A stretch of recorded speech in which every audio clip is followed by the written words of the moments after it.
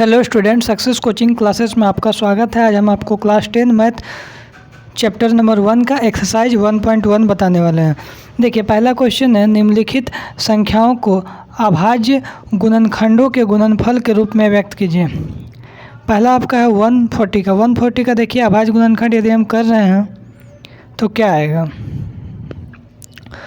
तो देखिए 140 का अभाज्य गुणनखंड करते हैं तो 2 का टेबल में कितना बार में आया 70 बार में, फिर 2 का टेबल में कितना बार में कटेगा 35 बार में, फिर आपका 5 का टेबल में काटेंगे तो कितना बार में कटेगा 7 बार में, फिर आपका 7 का टेबल में काटेंगे तो 1 बार में आपका कटेगा। तो क्या आया 2 2 5 7 आया। चलिए देखते हैं क्या क्या है। 2 × 2 × 5 × 7 आया। उसको हम लोग क्या किए, 2 और 2 को हम लोग क्या कर दिए 2 का स्क्वायर लिख दिए। अब 5 × 7 ये रहा आपका आंसर हो गया, मतलब 140 का अभाज्य गुणनखंड ये आपका आंसर हो गया। अब आगे देखिए 156 का, चलिए अभाज्य गुणनखंड करते हैं। तो 156 को यदि हम करेंगे तो 156 कितना बार में कटेगा। तो सबसे पहले 2 का टेबल में काटेंगे तो 2 का टेबल में 78 बार में कटेगा, 78 बार में। फिर 2 का टेबल से आपका कटेगा तो 39 बार में कटेगा। फिर 2 से आपका नहीं कटेगा, 2 से नहीं कटेगा तो क्या करेंगे 3 से काटेंगे, 13 बार में कटेगा। फिर 13 एकम 13 बार में कटे। तो क्या क्या आपका कटा 2 × 2 × 3 × 13। अब यहाँ पर देखिए वही आपको लिखा है 2 × 2 × 3 × 13। और 2 और 2 के बार है 2 बार है तो 2 का स्क्वायर कर दिए, 3 × 13 कर दिए, ये रहा आपका आंसर। अब आगे देखिए तीसरा क्वेश्चन में देखते हैं 3825 है। अब चलिए 3825 को यदि हम करने जा रहे हैं तो 3825 आपका है, इसका हम फैक्टर करने जाएंगे तो सबसे पहले आपको क्या काटेगा 3 का टेबल में काटेगा। 3 का टेबल में कितना बार में कटेगा 1275 बार में कटेगा। फिर आपका देखिए कितना का टेबल में कटेगा, तो फिर आपका 3 का टेबल में कटेगा 425 बार में।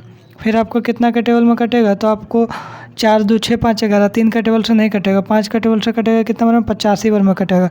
फिर आपका 5 का टेबल में कितना बार में कटेगा 17 बार में कटेगा। और फिर 17 का टेबल में कितना बार में कटेगा 1 बार में कटेगा।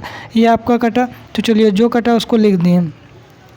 3 3 5 5 17 में कटा, चलिए लिख दिए। अब 3 3 है तो 3 का स्क्वायर कर दिए, 5 5 है तो 5 का स्क्वायर कर दिए और 17 कर दिए, यही रहा आपका आंसर।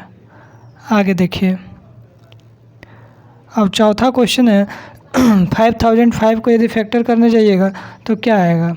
चलिए देखते हैं 5005। सबसे पहले 5 का टेबल लगाएंगे, 5 1 जा 5, 0 से 0 और 5 1 जा 5 कट जाएगा। उसके बाद आप देखिए 5 का टेबल में नहीं जाएगा, अब आपका कितना बार में जाएगा 7 बार में जाएगा। तो 7 1 जा 7, 3 0 हो जाएगा 30, तो 7 4 जा 28 और 2 1 21, 7 3 जा 21। अब आपका देखिए 11 का टेबल में जाएगा 13 बार में, और फिर 13 का टेबल में 1 बार में जाएगा। देखिए उसी को हम लोग लिखे हैं 5 × 7 × 11 × 13। इसका किसी का पावर नहीं बना तो यही आपका आंसर हो गया। चलिए आगे देखते हैं क्वेश्चन नंबर 5 में क्या है। तो 7429 इसका यदि फैक्टर करना है तो 7429 का फैक्टर करेंगे तो इसका कितना बार में करेंगे फैक्टर। तो ये आपका डायरेक्ट 17 का टेबल में कटेगा, वो भी कितना बार में कटेगा 437 बार में कटेगा। फिर उसके बाद आपको काटिएगा तो 19 का टेबल से कटेगा, कितना बार में कटेगा आपका 23 बार में कटेगा। फिर आपका 23 का टेबल से काटिएगा तो कितना बार में कटेगा 1 बार में कटेगा। मैं 17 × 19 × 23 हो जाएगा, 17 × 19 × 23, तो यही रहा आपका आंसर हो गया।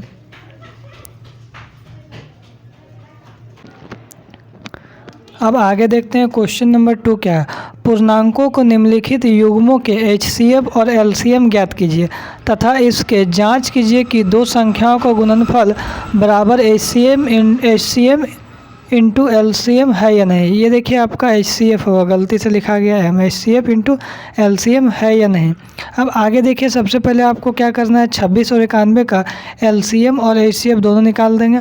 और दोनों निकालने के बाद इसमें आपको चेक भी करना होगा कि दो संख्याओं को गुणनफल बराबर HCF × LCM होगा या नहीं होगा। चलिए सबसे पहले हम लोग LCM और HCF निकालने के लिए देखते हैं। तो सबसे पहला क्वेश्चन आपका है 26 और 91। तो 26 के यदि आप फैक्टर करने जाइएगा तो फैक्टर क्या होगा, 2 को काटिएगा 13 बार में और 13 एकम 13 हो जाएगा, ये आपका 26 का फैक्टर हो जाएगा। यदि 91 का फैक्टर करिएगा तो आपको तो कटेगा नहीं, 7 का टेबल में काटिएगा 13 बार में और 13 एकम 13 कटेगा। चलिए काट दिए। उसके बाद आपको जो जो आया फैक्टर उसको यहाँ पर हम लोग लिख दिए। क्या क्या लिखे, 2 × 13 × 1 और 7 × 13 × 1। अब देखिएगा यहाँ पर आपको 13 का एक पेयर बन रहा है और 1 का भी एक पेयर बन रहा है। तो जो पेयर बनता है उसके लिए एक एक ठो लिखते हैं। तो HCF में क्या लिखे, 13 का पेयर बन रहा है, हमने 13 एगो लिखे। और आपको यहाँ पर 1 भी यदि आप एगो लिखिएगा तो क्या आंसर आएगा, HCF 13 ही आएगा। अब देखिए LCM में क्या कहानी है ना, तो जो पेयर आया उसके लिए 13 लिखें यहाँ पे, और जो आपका 1 का पेयर है उसके लिए 1 लिखें, और जो बच जाता है एक्स्ट्रा 2 और 7 जो बच गया LCM में उसको भी लिख देना पड़ता है। तो 2 × 7 लिख दिए। चलिए यदि सबको लिख रहे हैं तो इसका आंसर क्या आएगा, 182 आएगा। ठीक है, तो मेरा HCF भी क्लियर हो गया, 13 आ गया, और LCM भी मेरा 182 आ गया। अब इसको चलिए हम लोग चेक करते हैं क्या मेरा आगे कैसा सही है या LCM HCF निकला है या नहीं।